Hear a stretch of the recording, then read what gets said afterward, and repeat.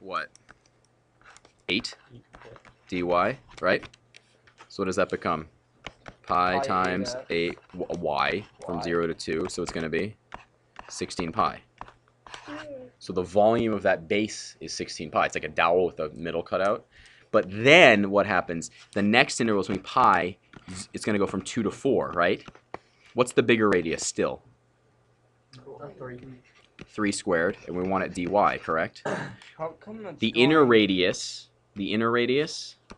is this one right here, correct? How come it's going from 2 to 4 instead of negative 2 to 4? Because we're going up. You're scanning up. You're going from 0 all the way up to 4. 0 all the way up to 4. So you're writing your integral in terms of y. Okay. Okay? So the outer radius is 3 squared, right? You get it's 3. What's the inner going to be? 1 plus y. Oh, I drew the wrong radius, didn't I? I did draw the wrong. The inner radius goes from here all the way to here, and therefore, James, are you absolutely right? Yeah. What is the point on there? It's y equals x, correct? So the distance from the y-axis is x, but just equal to y. So it is y. But do you go all the way to the y-axis? No, it's 1 less. So is it 1 plus? It's y minus 1. So you're going to subtract y minus 1 squared.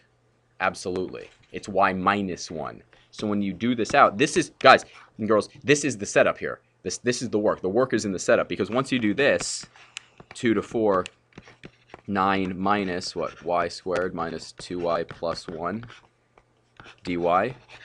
Just simplify this down. You get pi 2 to 4 of what? 8 minus y squared minus 2y dy, right?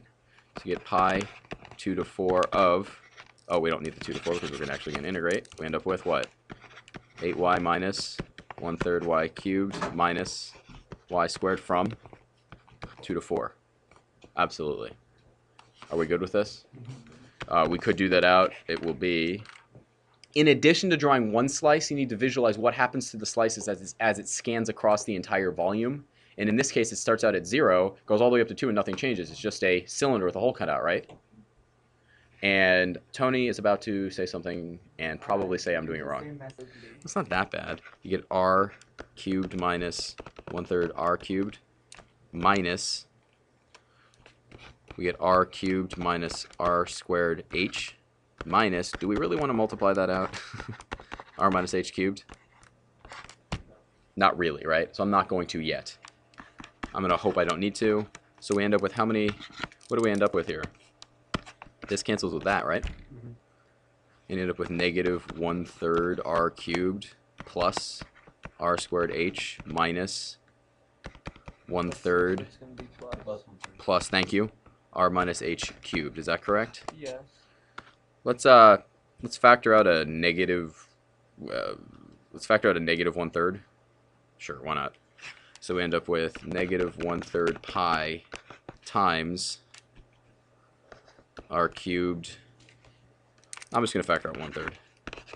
So I end up with negative r cubed plus 3r squared h plus what? r minus h cubed, right? Does everybody see that? So we have 1/3 pi, and just see if you can see what's going on here. We have r minus h cubed minus r cubed plus 3r squared h. Let's just pause and take a look at that for a second. One of these slices is, each of them is a square. So we have these squares right here, right? We're adding up all these squares. Like here's one slice right there. These are squares. Do you agree with that? And it scans all the way up to the top. So if we found do you agree that if we find the volume of this, we just multiply it by 8 and we're done? Do you agree with that? Yeah. What do we think? So, oh, and then we multiply by this is 1/8, right? So it's 8 times 2/3 r cubed. You end up with r cubed. How confident are we?